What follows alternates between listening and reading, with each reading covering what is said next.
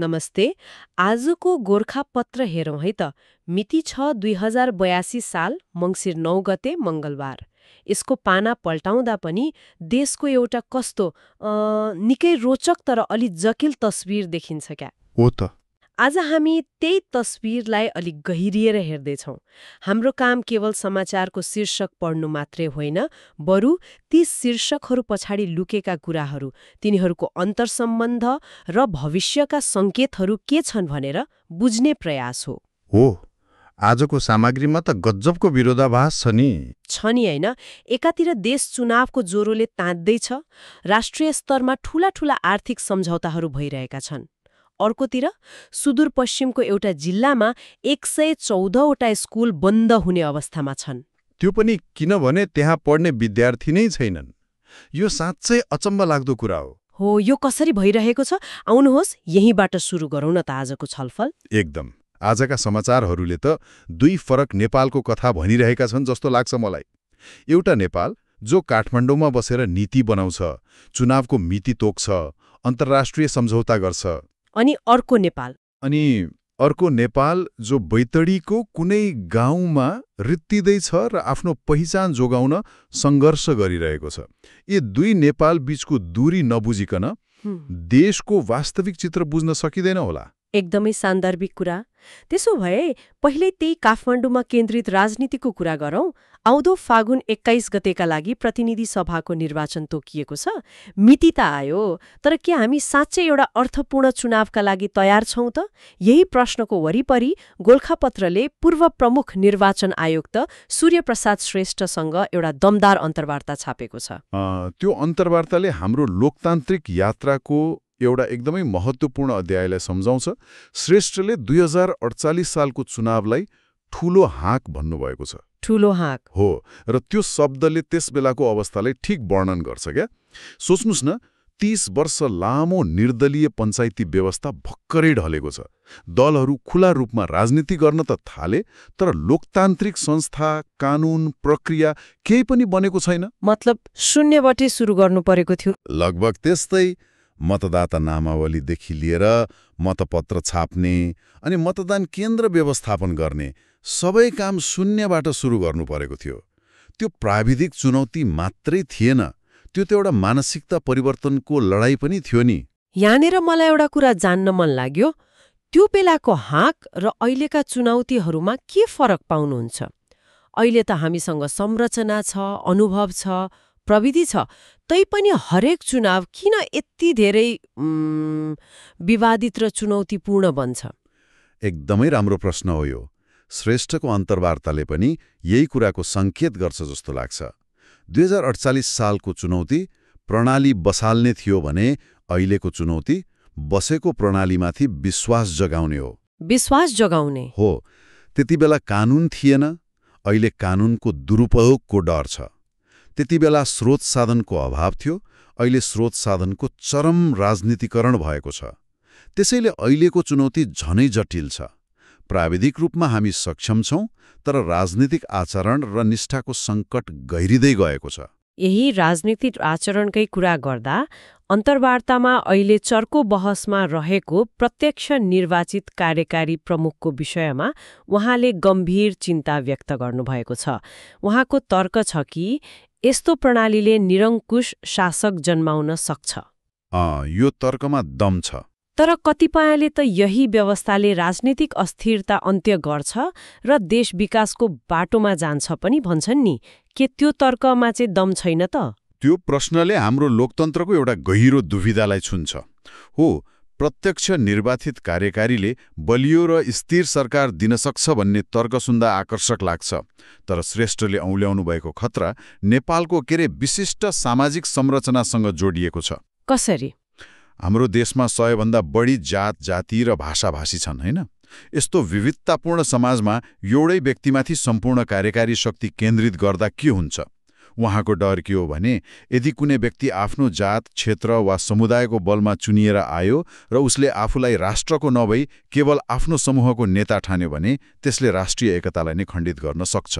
अर्थात् ऊ निरङ्कुश मात्र होइन, विभाजनकारी पनि हुन सक्ने खतरा रहन्छ। ठ्याक्कै। त्यो व्यक्ति निरङ्कुश मात्र होइन, विभाजनकारी पनि हुन सक्ने खतरा रहन्छ। भनेपछि स्थिरताको खोजीमा हामीले विविधताको व्यवस्थापनलाई बिर्सिनु हुँदैन भन्ने उहाँको आशय हो। अन्तर्वार्तामा राइट टु रिजेक्ट र प्रतिपक्षको भूमिका बारे पनि टिप्पणी छ। राइट टु रिजेक्ट सुन्न त मतदातालाई शक्तिशाली बनाउने राम्रो उपाय जस्तो लाग्छ नि। हो, सुन्दा त राम्रै लाग्छ। तर के यसले साँच्चै राजनीति सुधार्ला कि उम्मेद्वारै नपाएर झन अस्थिरता निम्त्याउला? राइट टु रिजेक्ट अर्थात् नोटा, यो दुई धारे तरवार जस्तै हो। यसको पक्षमा तर्क के छ भने यसले दलहरूलाई राम्रा र स्वच्छ छविका उम्मेद्वार उठाउन नैतिक दबाव दिन्छ। जब मतदाताले सबै उम्मेद्वार अयोग्य छन् भनेर मत जाहेर गर्न पाउँछन्, तब दलहरू सजग हुन्छन् भन्ने हो। तर विपक्षमा तर्क नि? विपक्षमा तर्क के छ भने यदि ठूलो संख्यामा रिजेक्ट भोट आयो भने चुनावको वैधानिकता माथि नै प्रश्न उठ्न सक्छ अनि बारम्बार चुनाव गराउनुपर्ने अवस्था आउन सक्छ। तर श्रेष्ठले बेलायतको स्याडो क्याबिनेटको उदाहरण दिएर प्रतिपक्षको भूमिकामाथि गरेको टिप्पणी चाहिँ निकै मार्मिक लाग्यो मलाई। हो, हाम्रोमा त प्रतिपक्ष भनेको सरकारले जे गर्छ त्यसको उल्टो गर्ने वा संसदमा हल्ला गर्ने भन्ने जस्तो मात्रै देखियो नि, हैन र? ठ्याक्कै। स्याडो क्याबिनेटको अवधारणा के हो भने प्रतिपक्षले सरकारको आलोचना मात्र गर्दैन, उसले आफू सरकारमा भएको भए के गर्थ्यो भनेर हरेक मन्त्रालयको लागि वैकल्पिक नीति र योजना पनि तयार पार्छ। अर्थमन्त्रीको छाया अर्थमन्त्री, परराष्ट्र मन्त्रीको छाया परराष्ट्र मन्त्री। ओ त्यस्तै। यसले गर्दा प्रतिपक्ष जिम्मेवार बन्छ र नीतिगत बहसमा केन्द्रित हुन्छ। तर हाम्रोमा श्रेष्ठले भने जस्तै प्रतिपक्षको भूमिका रचनात्मक भन्दा बढी ध्वंसात्मक देखिन्छ। यो हाम्रो लोकतान्त्रिक अभ्यासको परिपक्वतामाथिको एउटा गम्भीर प्रश्न हो। राजनीतिको कुरा गर्दा मन्त्री परिषदका केही निर्णयहरू पनि छन्। गोर्खापत्रमा सुमनराज अर्याल नयाँ मुख्य सचिव बन्नुभएको छ। तर मलाई भैरवाको विशेष आर्थिक क्षेत्र SEZको भाडा घटाउने निर्णयले ध्यान खिच्यो। प्रति वर्गमिटर 20 रुपियाँबाट घटाएर 5 रुपियाँमा झारिएको छ। यो त ठूलै कटौती हो नि। हो, निकै ठूलो कटौती हो। के यो निर्णयले साँच्चै त्यहाँ लगानीकर्तालाई तान्छ त, कि यो सिर्फ कागजमा मात्रै राम्रो देखिने अर्को एउटा प्रयास हो? यो एक साहसी तर अलि डेस्परेट कदम जस्तो देखिन्छ। SEZको अवधारणा दशकौंदेखि चर्चामा छ, तर भैरवा SEZ लगभग खाली छ। उद्योगीहरूले त्यहाँको महँगो भाडा र अव्यावहारिक शर्तहरूलाई प्रमुख समस्या बताउँदै आएका थिए। अनि सरकारले एकैचोटि 75%ले घटाइदियो? हो, सरकारले भाडा 75%ले घटाएर ल अब त आऊ भन्ने सन्देश दिन खोजेको हो। यो सकारात्मक छ, तर भाडा मात्रै सबै कुरा होइन क्या। त्यहाँ चाहिने बिजुलीको नियमितता, श्रम कानुनको लचकता अनि निर्यात आयात प्रक्रियाको सहजता जस्ता कुराहरू सुनिश्चित नभएसम्म लगानीकर्ता ढुक्क हुन सक्दैनन्। भनेपछि यो एउटा राम्रो सुरुवात हो, तर पूर्ण समाधान होइन। ठिक हो। राजनीतिक र प्रशासनिक तहमा यस्ता ठूला निर्णयहरू भइरहँदा देशको एउटा कुनामा भने बिल्कुलै फरक र दुःखद कथा चलिरहेको छ। अब हामी सुदूरपश्चिमको बैतडीतर्फ लागौं, जहाँ 114वटा आधारभूत विद्यालय विद्यार्थी नभएर बन्द हुने अवस्थामा पुगेका छन्। यो आँकडा सुन्दा त आङ्ने जिरिङ्ग हुन्छ। यो समाचारले हाम्रो विकासको मोडल र राष्ट्रिय प्राथमिकतामाथि नै गम्भीर प्रश्न उठाउँछ। तथ्याङ्क हेर्ने हो भने त यो सङ्कटको भयावह चित्र देखिन्छ। शैक्षिक सत्र 2081मा बैतडीमा लगभग 90,000 विद्यार्थी थिए, तर एकै वर्षमा 2082मा त्यो सङ्ख्या घटेर 82,000मा झरेको छ। एकै वर्षमा झण्डै 8,000 विद्यार्थी घटे। कहाँ गए त यति धेरै विद्यार्थी? हो, यो सामान्य गिरावट होइन, यो त एउटा सिङ्गो पुस्ताको पलायन हो। सबैभन्दा चिन्ताजनक कुरा, कक्षा 9 देखि 12 सम्ममा एकै वर्षमा 4,221 विद्यार्थी कम भएका छन्। यसको अर्थ त किशोर किशोरीहरू जसले आफ्नो भविष्य बनाउने बेला हो, उनीहरूले नै आफ्नो गाउँमा भविष्य नदेखेर पढाइ छाड्दैछन् वा परिवारसँगै पलायन हुँदैछन्, होइन र? हो, यो नै सबैभन्दा डरलाग्दो सङ्केत हो। साना नानी बाबुहरू अभिभावकसँगै जानु एउटा कुरा हो, तर माध्यमिक र उच्च माध्यमिक तहका विद्यार्थी घट्नुको अर्थ हो त्यो क्षेत्रले आफ्नो युवा शक्ति र भविष्य दुवै गुमाइरहेको छ। कुन कुन ठाउँमा बढी असर परेको छ? दोखडा केदार गाउँपालिकामा 22, ढिलासैनीमा 15, पाटन नगरपालिकामा 15वटा विद्यालय बन्द हुने अवस्थामा छन्। अब सोच्नुहोस् त, ती विद्यालय भवनहरूको के काम, ती शिक्षकहरूको के काम? र सबैभन्दा ठूलो विरोधाभास त के छ भने समाचार अनुसार जिल्लाका स्थानीय तहहरूले शिक्षामा वार्षिक 4 अर्बभन्दा बढी खर्च गरिरहेका छन्। एकातिर अर्बौंको लगानी, अर्कोतिर रित्तो कक्षा कोठा। यो कसरी सम्भव छ? यो विरोधाभासले के देखाउँछ भने हामी पूर्वाधारमा पैसा खनाइरहेका छौं तर मानिसको आशामा लगानी गर्न चुकेका छौं। जब गाउँमा रोजगारी, स्वास्थ्य र सुरक्षित भविष्यको आशा मर्दै जान्छ तब सिमेन्टका चिल्ला भवनहरूले मात्र मानिसलाई रोक्न सक्दैन। मतलब हाम्रो विकासको बहस नै गलत ठाउँमा अड्क्यो। हो, हाम्रो बहस के बनाउने जस्तै स्कुल भवन, स्वास्थ्य चौकी, सडकमा अड्किएको छ, तर मानिसलाई कसरी टिकाउने भन्ने आधारभूत प्रश्नमा केन्द्रित हुन सकेको छैन। बैतडीको यो सङ्कट भौतिक पूर्वाधारको असफलता होइन, यो आशाको सङ्कट हो।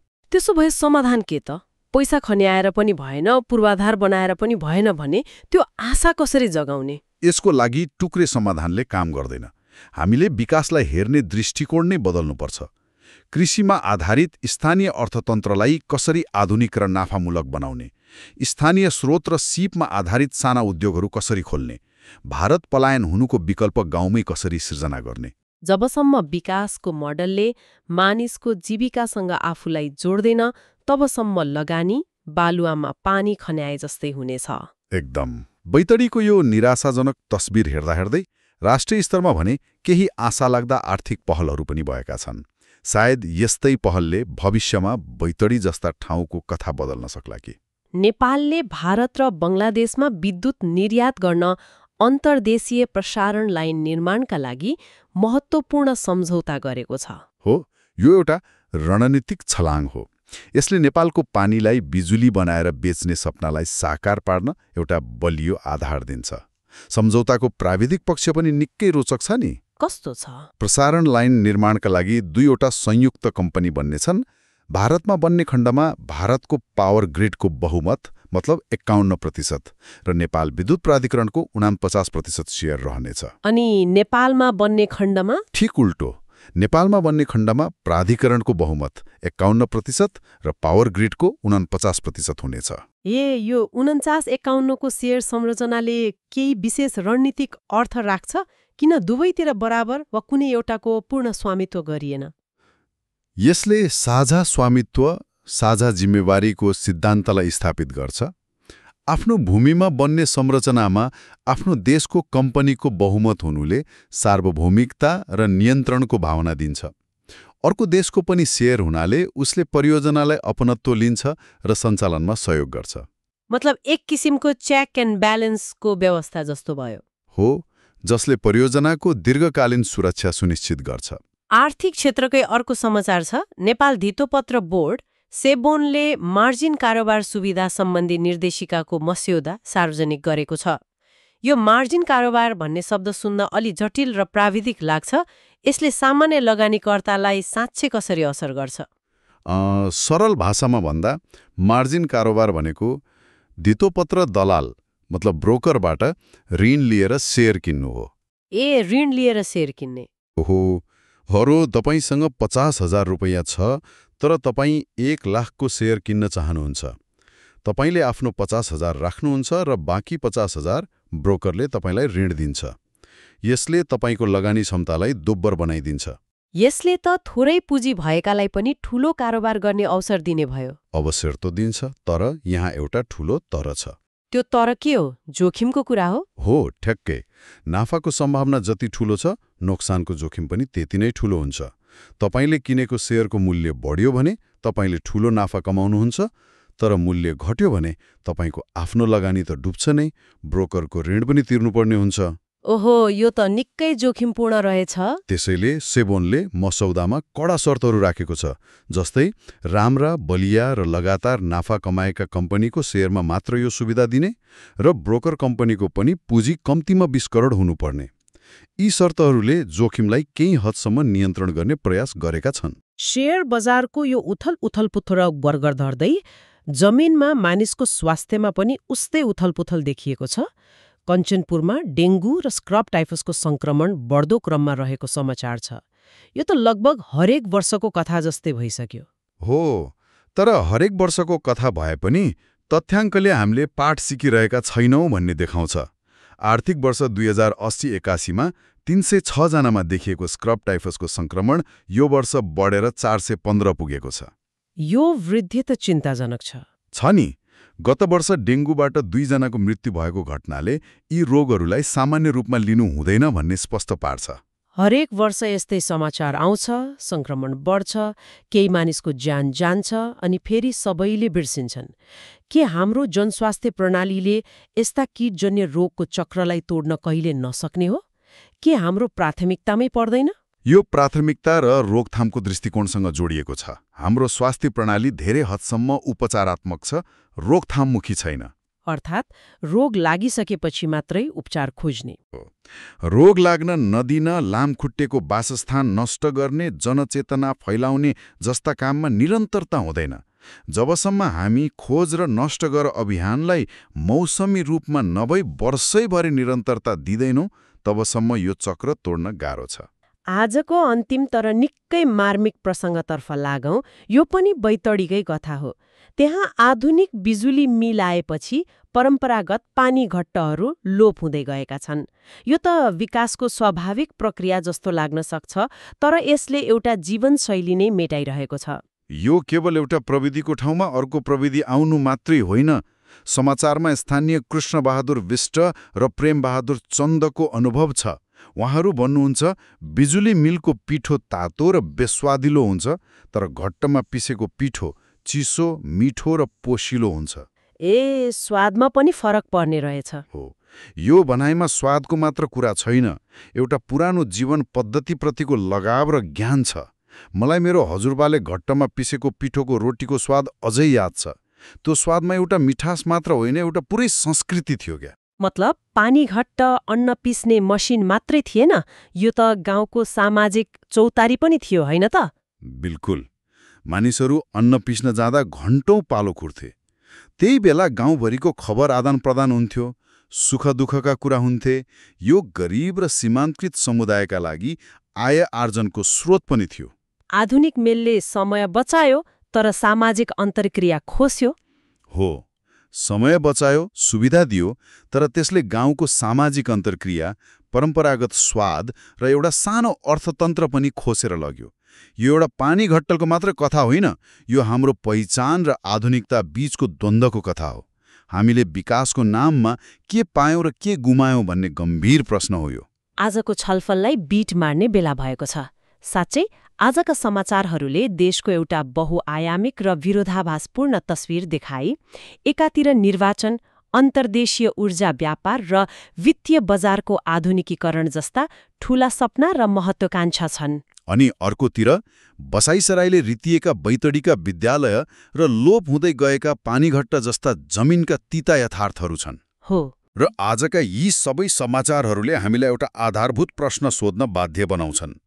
ठूला राष्ट्रिय महत्वाकांक्षा जस्तै अर्बौंको ऊर्जा निर्यात र नागरिकका आधारभूत आवश्यकता जस्तै आफ्नै गाउँको विद्यालयमा पढ्न पाउने अधिकार बीच सन्तुलन कसरी कायम गर्ने? जब बैतडीका विद्यालयहरू विद्यार्थीविहीन हुन्छन्, तब काठमाडौँमा गरिने ठूला पूर्वाधार सम्झौताको वास्तविक अर्थ ती नागरिकका लागि के रहन्छ र? हो, त्यही त।